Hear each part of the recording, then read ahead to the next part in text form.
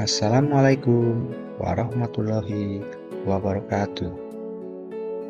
Bapak dan Ibu guru hebat, salam dan bahagia. Perkenalkan, saya Sadikin dari SD Negeri 2 Samengkulon, Perwilcam Kembaran, Kabupaten Banyumas, Provinsi Jawa Tengah. Saya akan melakukan aksi nyata pada pelatihan mandiri platform Merdeka Mengajar di topik keempat, yaitu melakukan asesmen pembelajaran awal.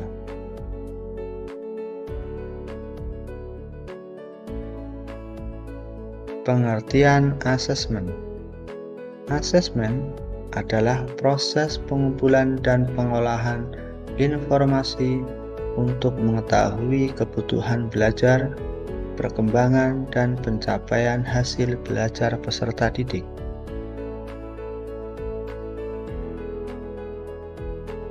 Asesmen diagnostik. Asesmen diagnostik adalah bentuk pra-penilaian di mana guru dapat mengevaluasi kekuatan, kelemahan, pengetahuan dan keterampilan siswa sebelum memulai pembelajaran.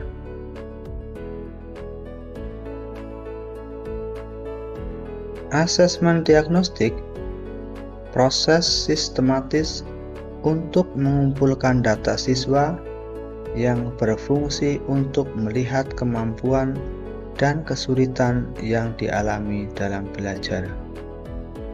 Dari informasi tersebut akan dapat menyusun program pembelajaran yang bersifat realistis sesuai dengan kenyataan objektif.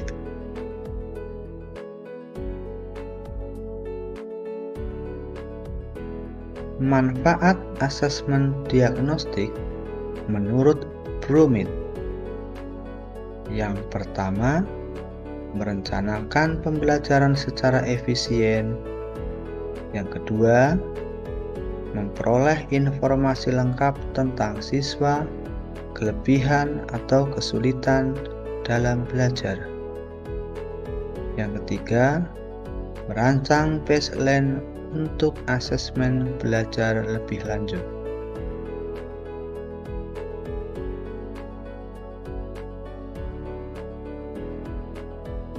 Tujuan asesmen diagnostik secara umum, sesuai namanya, asesmen diagnostik bertujuan untuk mendiagnosis kemampuan dasar siswa dan mengetahui kondisi awal siswa. Asesmen diagnostik terbagi menjadi asesmen diagnostik non-kognitif dan asesmen diagnosis kognitif.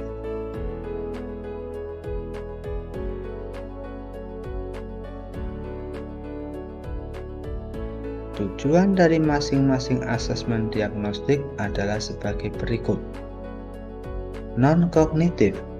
Yang pertama, mengetahui kesejahteraan psikologi dan sosial emosi siswa.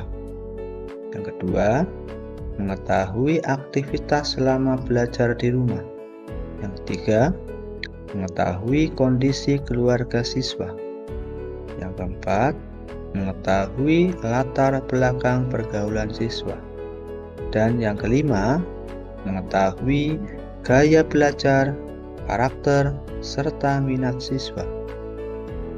Sementara untuk tujuan asesmen diagnostik kognitif, yang pertama, mengidentifikasi capaian kompetensi siswa. Yang kedua, menyesuaikan pembelajaran di kelas dengan kompetensi rata-rata siswa. Yang ketiga, memberikan kelas remedial atau pelajaran tambahan kepada siswa yang kompetensinya di bawah rata-rata.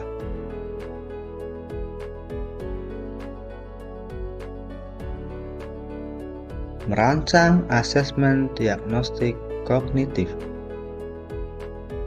Asesmen diagnostik merupakan penilaian yang digunakan untuk mengetahui kelemahan-kelemahan murid dalam menguasai materi atau kompetensi tertentu serta penyebabnya.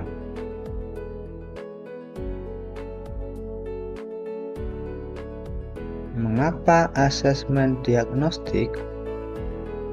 Karena kondisi murid yang beragam, antara lain kebutuhan, kemampuan, latar belakang, pengalaman, serta tingkat kematangan.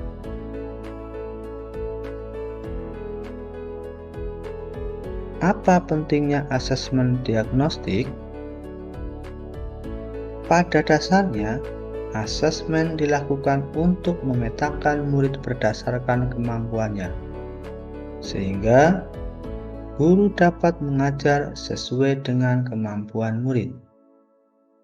Asesmen bukan hanya memberi nilai bagi murid, melainkan juga sebagai proses memperoleh informasi bagi guru untuk merefleksikan praktik mengajar yang dilakukan.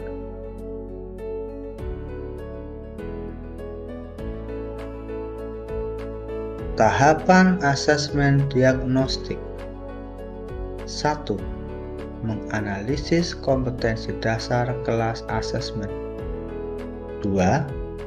Mengidentifikasi kompetensi dasar prasyarat. Yang ketiga, menganalisis keterkaitan materi pada KD prasyarat dengan KD asesmen. Yang keempat, menyusun soal. Yang kelima, menganalisis jawaban siswa. Yang keenam, interpretasi. Yang ketujuh, tindak lanjut.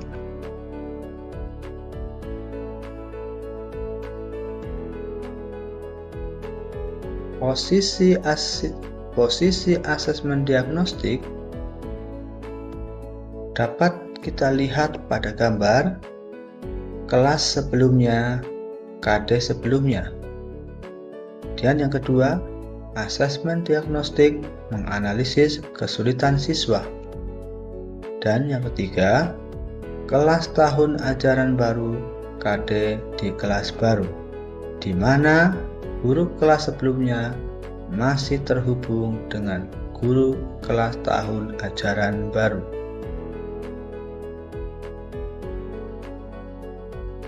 Langkah-langkah asesmen diagnostik kognitif. 1. Persiapan. Adapun dari persiapan itu meliputi membuat jadwal pelaksanaan asesmen, mengidentifikasi materi asesmen, menyusun pertanyaan sederhana. 2. Pelaksanaan.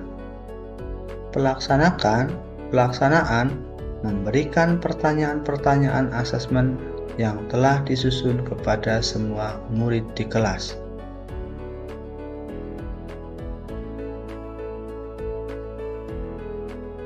Hasil asesmen diagnostik digunakan guru sebagai rujukan untuk 1. Mengidentifikasi capaian kompetensi siswa. 2. Menyesuaikan pembelajaran di kelas dengan kompetensi rata-rata kelas. 3. Memberikan kelas remedial atau pelajaran tambahan kepada siswa yang kompetensinya rata-rata rendah.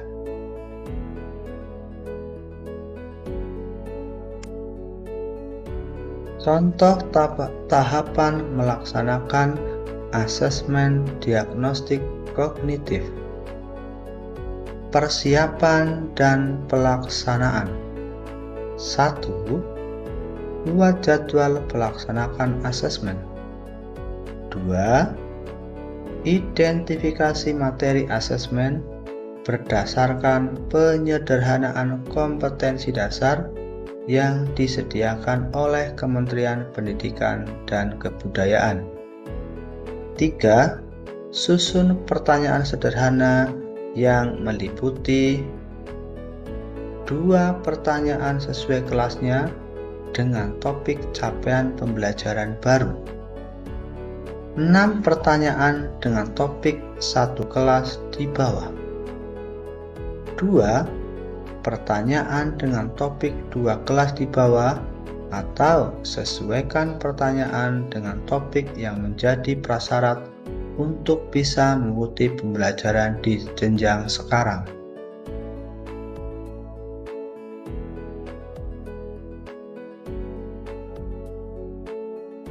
Contoh tahapan melaksanakan asesmen diagnostik kognitif tindak lanjut. 1. Lakukan pengolahan hasil asesmen. Di antaranya, buat penilaian dengan kategori paham utuh, paham sebagian, dan tidak paham. Yang kedua, hitung rata-rata kelas. Yang kedua, bagi siswa menjadi 3 kelompok. Bagian-bagian tersebut adalah siswa dengan nilai rata-rata kelas akan mengikuti pembelajaran dengan ATP sesuai fasenya. Berikutnya, siswa dengan nilai di bawah rata-rata mengikuti pembelajaran dengan diberikan pendampingan pada kompetensi yang belum terpenuhi. Berikutnya, siswa dengan nilai di atas rata-rata mengikuti pembelajaran dengan pengayaan. 3. Lakukan penilaian pembelajaran topik yang sudah diajarkan sebelum memulai topik pembelajaran baru, untuk menyesuaikan pembelajaran sesuai dengan rata-rata kemampuan siswa. Yang keempat, ulangi proses diagnosis ini dengan melakukan asesmen formatif atau dengan bentuk dan strategi yang variatif, sampai siswa mencapai tingkat kompetensi yang diharapkan.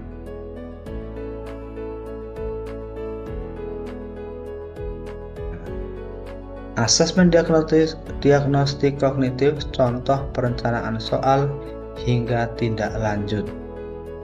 Asesmen awal matematika kelas 3 SD. Tujuan pembelajaran yang dites, menjelaskan dan menentukan panjang, termasuk jarak, berat, dan waktu dalam satuan yang berkaitan dengan kehidupan sehari-hari. Prasyarat dari tujuan pembelajaran, mendeskripsikan dan menentukan hubungan antar satuan baku untuk panjang, berat, dan waktu yang umumnya. Nah, di situ juga tersaji soal untuk asesmen awal matematika kelas 3 SD.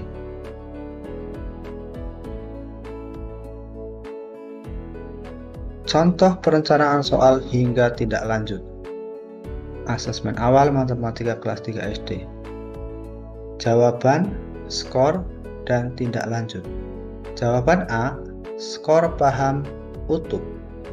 Tindak lanjut, pembelajaran dasar dilanjutkan pada KD berikutnya tentang hubungan antar satuan baku, panjang, berat, dan waktu, serta data dan penyajiannya dalam diagram gambar di kelas 3.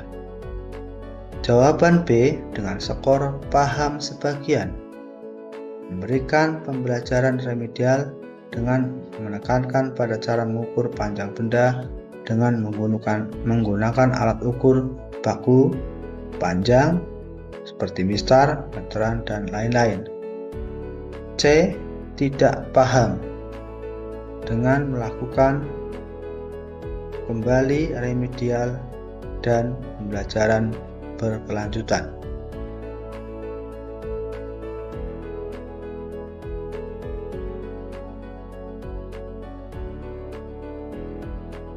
Demikianlah aksi nyata pelatihan mandiri pada platform Merdeka Mengajar pada topik 4 yang saya paparkan tadi. Semoga apa yang saya jelaskan dapat bermanfaat untuk kita semua. Wassalamualaikum warahmatullahi wabarakatuh.